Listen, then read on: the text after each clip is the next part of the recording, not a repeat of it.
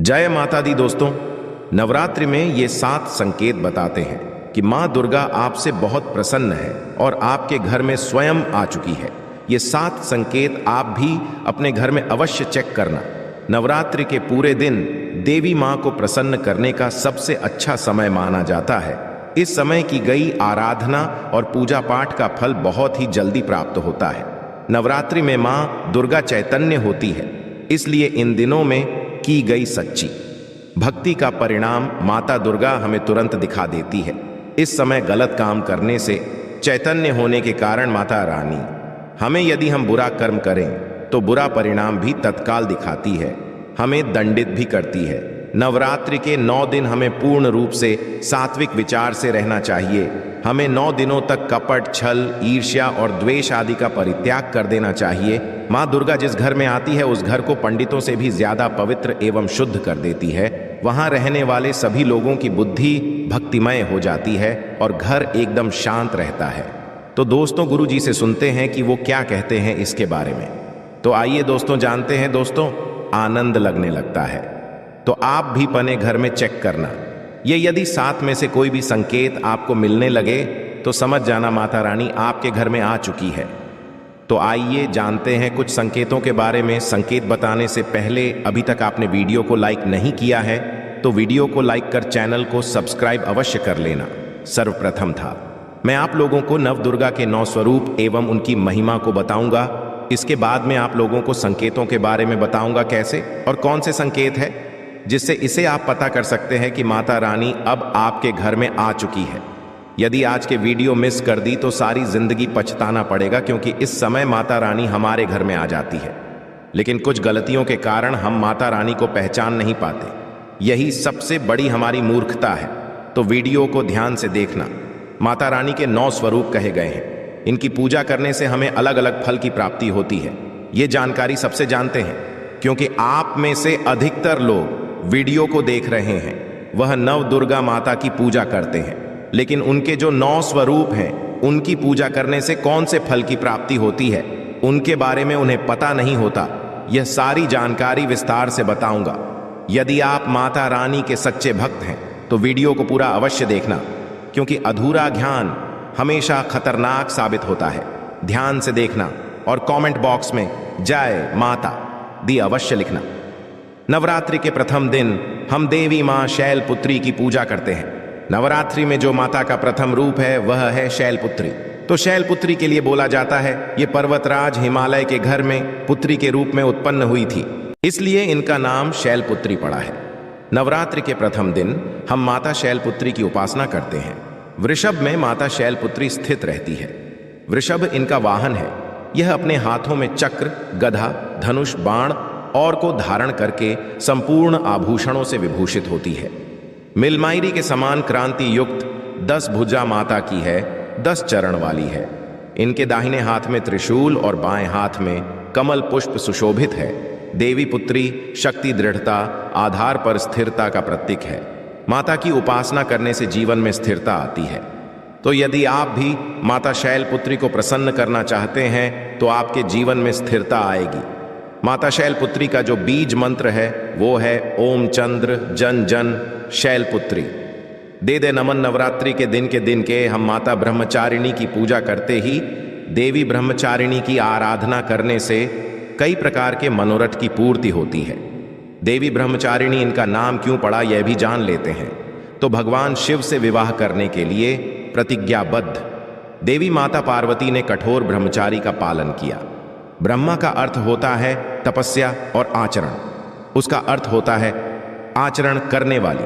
तो इस प्रकार ब्रह्म का अर्थ हुआ और आचरण करने वाली, तो माता रानी ने कठोर तपस्या की। भगवान शंकर को प्राप्त करने के लिए इनके स्वरूप का सर्वप्रथम जानते हैं। तो देवी ब्रह्मचारिणी के दाहिने हाथ में झप की माला है, बाएं हाथ में कमंडल है और ग्रहण का स्वरूप है। देवी ब्रह्मचारिणी की उपासना करने से मनुष्य में तप, त्याग, वैराग्य, सदाचार और संयम की वृद्धि होती है। माता की कृपा से ही सर्वत्र सिद्धि और विजय की प्राप्ति होती है। माता ब्रह्मचारिणी का है या देवी नमस्ते। नवरात्रि के तीसरे दिन मां चंद्र घंटा की पूजा करते हैं। इस देवी के मस्तक पर घंटे के आकार का केंद्र बना हुआ है, इसलिए माता का नाम चंद्र घंटा पड़ा है। इनके जो चंद हैं ये भयंकर है। घंटे की ध्वनि से ये सभी दुष्ट व्यक्तियों का नाश करती है, इसलिए माता का नाम चंद्र घंटा पड़ा है। इनके स्वरूप जान लेते हैं तो माँ के शरीर का रंग स्वर्ण के चमकीला है। इनके 3 नेत्र हैं, 10 हाथ है। इनके कर कमल, गधा, धनुष, बाण, खरकर, त्रिशूल और अस्त्र शस्त्र लिए हुए हैं। अग्नि जैसे बनने वाले हैं, ज्ञान से जगमगाने वाली है। ये सिंह के आसन पर आरूढ़ है तथा युद्ध में लड़ने के लिए अमुख रहती है। माँ की कृपा से साधक के समस्त पाप बाधाएं और जो परेशानियां आती हैं वे नष्ट हो जाती हैं। देवी की कृपा से जातक पराक्रमी और निर्भर होता है। यदि आप भी माँ चंद्र की पूजा करते हैं तो आपको निर्भयता की प्राप्ति होती है। देवी माँ चंद्र घंटा का मूल मंत्र है चंद्र घंटा देवी नमो नामा। नवरात्रि के चौथे दिन माँ कुष्मांडा की पूजा करते हैं। अब कुष्मांडा क्यों पड़ा है, नाम से भी सुन लीजिए। यह माता कुष्मांडा है क्योंकि माता ने ही सृष्टि का निर्माण किया है, इसलिए माता का नाम कुष्मांडा पड़ा है। माता रानी की 8 भुजाएं हैं और यह 8 भुजाएं कई प्रकार की है। ये 8 प्रकार की सिद्ध को अपने हाथ प्रदान करने वाली कही गई है। इनका वाहन सिंह है और कुष्मांडा माता की आराधना करने से जातक के समस्त रोग और शोक जो होते हैं मिट जाते हैं। माता हमें आयोग, यश और बल तथा आरोग्य प्रदान करती है। माता का मूल मंत्र है कुष्मांडा शर्मिंदा। न महानवरात्रि के 5वें दिवस माता स्कंद माता की पूजा करते हैं शैलपुत्री ब्रह्मचरिणी बनकर। तपस्या करने के बाद भगवान शिवा से विवाह किया। तदंतर स्कंद उनके पुत्र बने, अर्थात कार्तिकेय हैं, उनके पुत्र बने, इसलिए माता स्कंद माता कहलाए। स्कंद भगवान को अपनी गोद में हमेशा बैठे हुए माता रहती हैं, इसलिए इनका नाम स्कंद माता पड़ा है। और इन माता की उपासना करने से समस्त इच्छा की पूर्ति होती है और परम शांति की, परम सुख का अनुभव होता है। इनकी पूजा करने से, आराधना करने से सभी प्रकार की वस्तु की प्राप्ति होती है। ऐश्वर्य मिलता है। यदि आप माँ की पूजा करते हैं तो ऐश्वर्य की प्राप्ति होती है, सभी प्रकार सिद्धियों की प्राप्ति होती है। आइए जानते हैं माता का मूल बीज मंत्र ओम देवी स्कंद माता नमः। ये माता का मूल बीज मंत्र है दोस्तों। इसके बाद नवरात्रि के 6ठे दिन देवी कात्यायनी की पूजा करते हैं। माँ दुर्गा के 6ठे रूप को मारकाट कात्यायनी के नाम से जाना जाता है। आरसी कात्यायनी की कठिन तपस्या से प्रसन्न होकर उनकी इच्छा अनुसार उनके यहाँ पुत्री के रूप में पैदा हुई थी। आरुषि कात्यायनी ने इनका पालन पोषण किया था, इसीलिए माता यानी पड़ा है। माता की भक्ति जातक को अर्थ, धर्म, काम और मोक्ष चारों फल प्रदान करती है। साधक अलौकिक तेज और प्रभाव से युक्त हो जाता है। इनकी पूजा करने के बाद माता को जो मूल बीज मंत्र है वह इस प्रकार से है। ओम देवी कात्यायनी नामक इस मंत्र से जाप करके माता को प्रसन्न कर सकते हैं। नवरात्रि की सप्तमी तिथि, नवरात्रि के 7वें दिन माता कालरात्रि की पूजा करते हैं। जी हाँ, माता कालरात्रि की उपासना करते हैं। संपूर्ण प्राणियों की पीड़ा हरने वाली, अग्नि भय जल है, भय रात्रि भय को दूर करने वाली, काम, क्रोध और शत्रु का नाश करने वाली है। इनकी पूजा करने से सभी पापों से मुक्ति, दुश्मनों का नाश और तेज बढ़ता है। माँ अपने भक्तों के सभी प्रकार के कष्टों और भय से मुक्त कराती है। माता को जो बीज मंत्र है मेरी क्लीन चामुंडा विजय, इस मंत्र का जाप करने से माता बहुत ही प्रसन्न होती है। या फिर होम काली के नाम इस मंत्र का जाप कर सकते हैं। नवरात्रि की अष्टमी दिन नवरात्रि के जो अष्टम स्वरूप कही गई है माँ गौरी, माँ दुर्गा का जो अष्टमी स्वरूप है ये माँ गौरी है। हिमालय में तपस्या करते समय गौरी का शरीर धूल मिट्टी से ढककर मलिन हो गया था, जिसे शिव ने गंगा जल से धोकर के मल को बाहर निकाला, मलिन शरीर को गौरव प्रदान किया, इसलिए माता का नाम गौरी पड़ा है। और इनकी पूजा करने से क्या फल प्राप्त होता है आइए जानते हैं। ये सभी देवियों की तुलना में सबसे जल्दी प्रसन्न होती है। और यदि आप जल्दी प्रसन्न करना चाहते हैं देवी दुर्गा के स्वरूप में किसी भी देवी की तुलना में आप महागौरी की पूजा करना शुरू कर दीजिए। इनकी पूजा करने से यह तत्काल प्रसन्न होती है। देवी का जो स्वरूप कहा गया है वो है सिद्धिदात्री। माँ दुर्गा जी का जो स्वरूप है वह है सिद्धिदात्री। यह सभी प्रकार की सिद्धि को देने वाली है।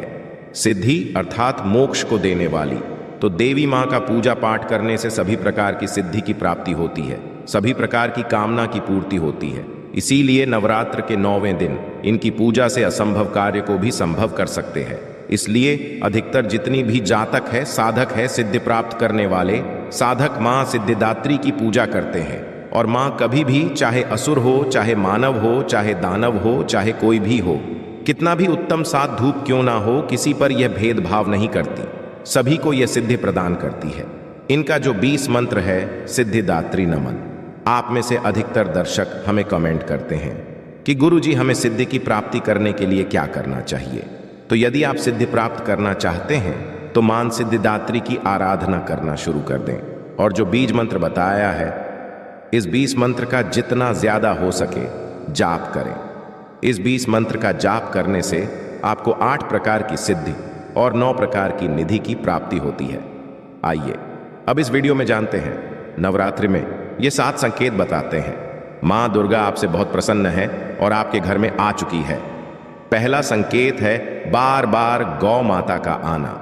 जिस घर में मां दुर्गा रहती है उस घर में उनकी बहन कामधेनु उनकी सेवा के लिए, उनके दर्शन के लिए बार बार घर के द्वार पर बिल्कुल ही आती है और यह घर के इर्द गिर्द घूमती रहती है। वहां से 9 दिनों तक नहीं भागती तो समझ जाना माता रानी आपके घर में आ चुकी है। दूसरा संकेत, मधुमक्खी घर में आना देखिए। मधुमक्खी को मां दुर्गा का भ्रमण का स्वरूप कहा गया है। जिसे घर में नवरात्रि में मधुमक्खी आती है तो समझ जाना उस घर में माता रानी आ चुकी है, क्योंकि जो मधुमक्खी है यह मां दुर्गा का ही स्वरूप कही गई है और यह अपने पूर्ण स्वरूप के दर्शन के लिए अर्थात 9 दुर्गा के दर्शन के लिए सेविका बन करके आती है। तो समझ जाना आपके घर में मां दुर्गा आ चुकी है। तीसरा संकेत, ज्योति का तेल गति में जलना। जी हां, यदि आपने अपने घर माता रानी की प्रसन्नता के लिए, भक्ति प्राप्त करने के लिए ज्योति स्थापित करके रखी है और यदि ज्योति की लौ तेज गति से जल रही है तो समझ जाना ज्योति के समक्ष स्वयं माता रानी खड़ी है और आपको भी अंतरात्मा से माता रानी के होने का एहसास होगा। तो इन संकेतों से भी पता कर सकते हैं कि माता रानी आपके घर में आ चुकी है। चौथा संकेत, नवरात्रि में दीपक की बाती में फूल का बनना। यदि आपके दीपक की बत्ती में अचानक से फूल बनने लगे तो समझ नव दुर्गा माता आपके ऊपर बहुत प्रसन्न है, आपके ऊपर पूर्ण रूप से अपनी कृपा बरसा रही है और माता रानी आपके घर में आ चुकी है। आपके सभी कष्टों को दूर करके माता रानी इस लोक से फिर जाएंगी, अर्थात आपके घर से जाएंगी। पांचवा संकेत बताते हैं, बार बार घर में यदि काली चींटी निकलने लगे, यदि काली चींटियां समूहबद्ध निकल रही हैं और रास्ता काटती है तो समझ जाना माता रानी आ चुकी है और आपके सभी प्रकार की इच्छा को करके जाएंगी। यह माता लक्ष्मी के होने का एहसास कराता है। अचानक घर में मनमोहक सुगंध आने लगे। यदि आपको अपने घर में अचानक से इतर जैसी कोई सुगंध आने लगे, ठंडी हवा चलने लगे तो समझ जाना माता रानी आ चुकी है और अपने होने का एहसास आपको करा रही है। तो इन संकेतों से भी पता कर सकते हैं कि माता रानी आपके घर में आ चुकी है।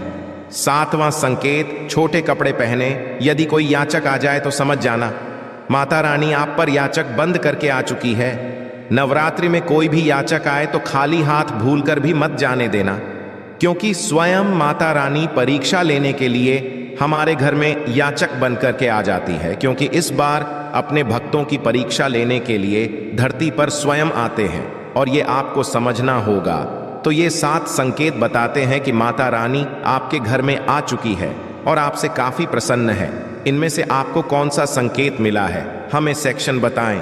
आशा है कि आज की इस प्रस्तुति में बताई गई जानकारी आपको अच्छे से समझ आ गई होगी। वीडियो अच्छा लगा हो तो एक लाइक अवश्य कर दें। धन्यवाद वीडियो के अंत तक बने रहने के लिए।